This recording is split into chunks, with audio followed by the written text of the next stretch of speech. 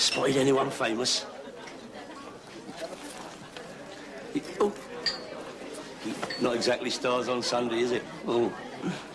New camera? Olympus AF10. Bit of a purist myself. Old school. Oh.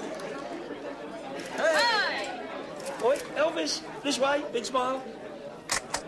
Blooming micro celebrity. Never miss a shot with autofocus. Autofocus, hocus pocus. Auto flash, wind, load. Oh, yes, yes. All very well if you don't know your ASA from your elbow. Stone me! It's you! Of course! You still with the tremolos?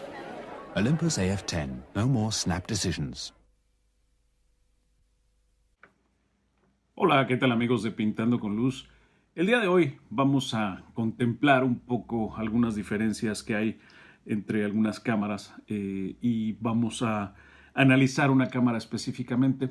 Pero el análisis de esta cámara que vamos a ver el día de hoy es un pretexto un poco para ver qué diferencias existen entre unas y otras cámaras, así como sus posibles ventajas ante determinados temas específicos. Vamos a hablar, como ya les digo, de esto que se llama cámaras point and shoot o cámaras de apuntar y disparar.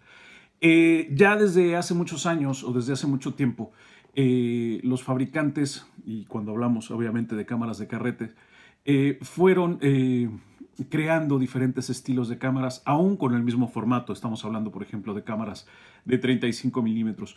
Se comparte la misma película, pero el fabricante diseña diferentes tipos de cámaras intentando acaparar, buscar o, digamos, facilitar diferentes temas a los diferentes fotógrafos que pudiera haber entre sus clientes, digámoslo así. De esa manera, cuando hablamos de una cámara de apuntar y disparar, sí, algo que empezó a ponerse más de moda, sobre todo en los años 80, por ejemplo, en este caso, cuando surgió con Nikon, este modelo que ya hemos visto, la famosa L35, una cámara de apuntar y disparar, pues en aquel tiempo ciertos desarrollos de las cámaras estaban mucho más avanzados. Había, por ejemplo, ya un sistema de autoexposición o de exposición automática, así como enfoques automáticos, aunque bueno, en este caso el enfoque automático pues estaba perfeccionando apenas. Evidentemente hay una diferencia entre una cámara reflex y una cámara compacta. La diferencia está en que hablamos a veces de cámaras compactas, incluso hoy mismo en el mundo de la fotografía digital, cámaras compactas, cámaras reflex, cámaras sin espejo, ¿sí? De la misma forma, hablamos de una cámara compacta y hay que hacer la diferencia en ese sentido de una cámara como esta famosa Olympus XA, una joya, una verdadera joya, que les invito a mirar en alguno de nuestros videos. Tenemos el análisis de esta cámara. Esta cámara extrañamente no tiene muchas visitas, pero sin embargo es una cámara que yo recomiendo muchísimo. Esta cámara no la considero una cámara de apuntar y disparar porque sí que tiene un sistema muy preciso de exposición automática, pero tiene telémetro. Entonces, como usuario, tenemos que enfocar de forma manual, independientemente de que también tendríamos que elegir nuestro diafragma según el efecto. Esto la vuelve una cámara muy completa, pero el concepto de apuntar y disparar reside en el hecho de no tener demasiadas acciones en el momento de la toma. Es simplemente, como su nombre lo dice, encuadrar y accionar el botón de disparo. Por lo tanto, el desarrollo tendría que ir más encaminado hacia automatismos tanto en el enfoque como en, digamos, la exposición. Evidentemente hay cámaras reflex que incluso tienen un sistema de autofocus, ¿sí? Que nos permite trabajar más o menos de esa misma manera. Incluso cámaras pequeñas como la serie OM, aunque bueno, esta serie no tuvo autofocus. Pero bueno, si tuviéramos una cámara reflex de autofocus y lo colocásemos digamos, en un programa de exposición automática, pues evidentemente esto la acercaría a este tipo de cámaras. Las cámaras en realidad de point and shoot van más allá.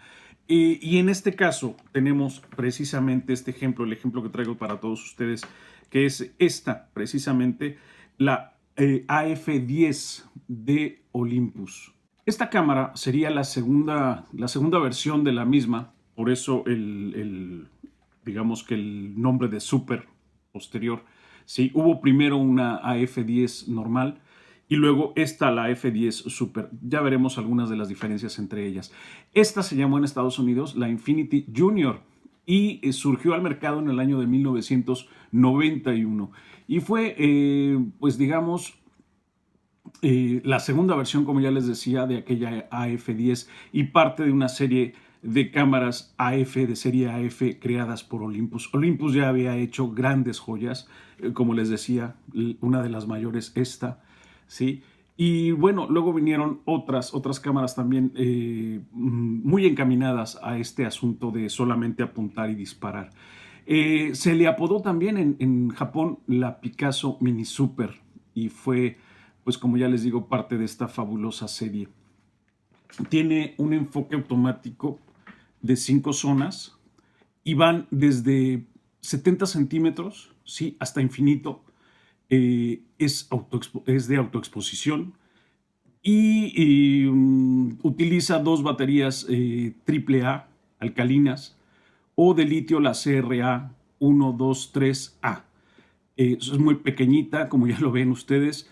Tiene un peso de 210 gramos, entonces la verdad es que pues es bastante portátil, muy cómoda. ¿Cómo se acciona? Bueno, abrimos nuestra compuerta y tenemos un acceso directo digamos que al encuadre. Bueno, el encuadre lo podemos hacer desde antes, no impide el encuadre. Simplemente que al abrirla, pues podemos ya realizar nuestras fotografías. Es muy sencilla. Esta revisión no va a ir más allá porque es bastante simple. No podemos modificar el ISO, sino, como les decía, tiene un lector. Acabo de disparar sin querer. Tiene un lector de sistema DX, ¿sí? Nosotros ponemos el carrete y la cámara arrastra la película automáticamente y de esa forma lee el ISO del carrete específico. Si no tiene sistema DX, lee en 100 ISO. ¿Cuál es la diferencia entre esta, la Super, y la AF normal? La Super tiene la posibilidad de cancelar o automatizar el flash, cosa que no había en la Olympus AF-10. Incluso hay quien bloquea o digamos, mete mano en la cámara para que el flash no se active. Entonces, en este caso, esta segunda versión me parece mucho más interesante porque podemos cancelar nuestro flash. Aquí en la parte de abajo tenemos el selector del cancelado, ¿sí? En este caso lo activamos hasta recorriéndolo hacia este extremo. En medio sería apagado, ¿sí? Y en el último punto estaríamos hablando de el flash de forma automática. Como verán, tiene un objetivo Olympus 35 milímetros, es un objetivo fijo con una luminosidad, un diafragma máximo de 3.5. Me gustan las cámaras de point and shoot con focal fija. En teoría tienen un poquito más de calidad. Y la verdad es que esta cámara, por las fotografías que tengo visto en internet, no sé, en algunos grupos de Flickr o incluso en algunas páginas de opinión, pues la verdad es que ha sido muy interesante y por eso me he animado a comprarla. No he hecho ningún carrete, me ha llegado apenas esta semana, pero quiero decirles que lo que he visto me ha fascinado. En cuanto tenga algunas fotos, pues seguramente las compartiré con todos ustedes. Es así de simple, es de únicamente apretar el botón y olvidarnos de lo demás. Incluso si se fijan, se enfoca, se mueve el enfoque, el lente se va moviendo en la medida que va enfocando, ¿sí? Y cuando nos asomamos a través del visor se encienden un par de LEDs apenas visibles, ahí a ver si lo logro, ¿sí? Se enciende un LED que nos indica que está enfocado y que está listo. Cuando activamos el flash también nos indica cuando el flash se ha cargado. A ver si ahí lo indica, ahí. A ver si lo vemos. Sí, ahí en amarillo nos indica que el flash está cargado. Tiene una pequeña corrección, como vemos ahí, para el problema de paralaje. Todas las cámaras point and shoot tienen problema de paralaje. El eje óptico del objetivo no coincide con el eje óptico del visor, Por lo tanto, no podemos hacer fotografías muy cercanas y hay que corregir un poquito la desviación que hay entre el objetivo y el visor. Es un problema común. Tiene su autodisparador, su self-timer, como pone aquí. Oprimimos y nos da nuestros 10 segundos típicos de autodisparo. Su contador de fotogramas, como verán ahí, a ver si se alcanza a ver, sí, ahí se ve. Vamos disparando y el contador empieza a avanzar. No enciende o no se acciona hasta que no quitemos la tapa. Una vez quitada la tapa, sí, podemos trabajar con ella. Es así de simple, así de sencilla. Por lo tanto, es una cámara muy, muy interesante, por ejemplo, para hacer fotografía de calle. ¿Qué ventaja tiene esto? Que estamos hablando de un sensor de cuadro completo o de full frame, ¿sí? Si lo comparamos con una cámara digital. Tiene un espacio tremendo, tremendo de imagen que nos va a dar muchísima calidad en un tamaño muy, muy compacto y a precios muy, muy reducidos.